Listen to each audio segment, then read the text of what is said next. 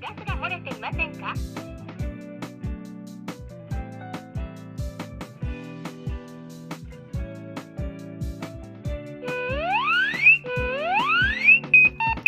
空気が汚れて危険です。窓を開けて換気してください。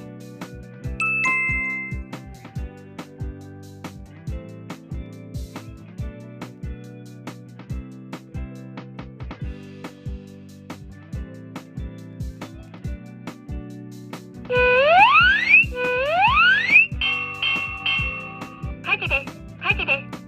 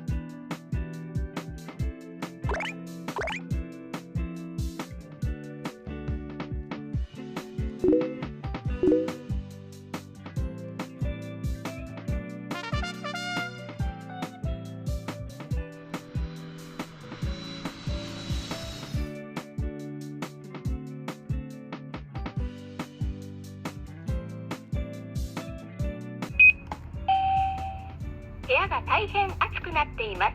風通しを良くし、水分や塩分を取るようにしましょう。